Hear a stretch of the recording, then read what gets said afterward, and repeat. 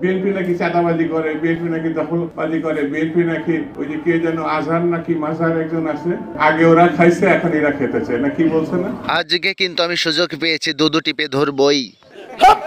Taheri uncle থুক্কু, আসলে দুদু টিপে ধরবো না, দুদুর গলা টিপে ধরবো।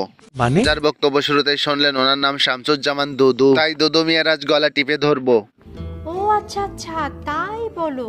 ওই দুদু মিয়া না বুদু মিয়া, ওই নিবংশের আওলাদ কয়দিন আগে কইছে না বিএনপি নাকি চাঁদাবাজি দখলবাজি করে, প্রমাণ দেখান। তো আমি করছি যে দুদু মিয়ার যারা ফ্যান ফলোয়ার আছেন ওই বোকা চন্দ্রটাকে এই ভিডিওটা অবশ্যই শেয়ার করে দিবেন। এই দেখেন বিএনপি চাঁদাবাজি করে না দখলবাজি করে, তার জলজন্ত প্রমাণ দেখাচ্ছি। আমার নেতৃত্বে এই বাজার চলবে।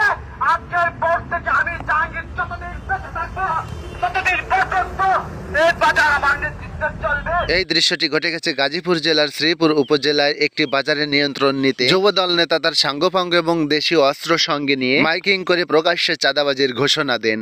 তাদেরকে আমি দয়া করে বলছি, দোকানদার ভাইয়েরা, আজকের থেকে আপনারা খাদ্য দেওয়া শুরু করবেন।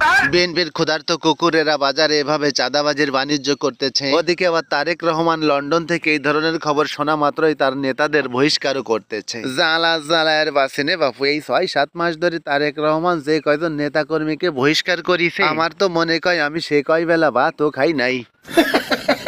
এখন বিএনপি নেতাদের বক্তব্যের নিচে বেশিরভাগ কমেন্ট করে, জি আর সৈনিক চাঁদা তোলে দৈনিক। এখন এই মুহূর্তে আমার লোকজন খান্না উড়াবে, কেউ বাধা সৃষ্টি করলে তাকে প্রতিহত করবো, তাকে তার অনেক প্রসারণ দিতে হবে। তো আমি বিএনপি কয়েকজন নেতাকে উদ্দেশ্য করে কথি চাই, দুদু, হারুন, পাপিয়া, ফজলুর রহমান, রুহুল কবির রিজভী, তো তোকে আব্বারা যে দিনই দুপুর এভাবে চাঁদাবাজি করতেছে বাজার, এগুলো তোরা সহি দেইস না? কেমনে চোখে দেখবে? ওরা তো বর্তমানে জামাত ইসলামের জনপ্রিয়তা দেখেই জ্বলে পড়ে ছারখার। এই কাজে এসে বাধাচ্ছেন না, আমাদের কাজ আমাদেরকে করতে দেন। এই হলো বর্তমান বিএনপি এবং তাদের নেতাকর্মীদের আদর্শ। সম্মানিত ভিউয়ার্স, ভিডিওটি কেমন লেগেছে অবশ্যই কমেন্ট করে কিন্তু মতামত জানাবেন। তথ্যের সঙ্গে বিনোদন পেতে চাইলে অবশ্যই চোখ রাখতে হবে পাগলা প্রডিউসার ইউটিউব চ্যানেলে। সবার সুস্বাস্থ্য কামনা করছি। আল্লাহ হাফেজ।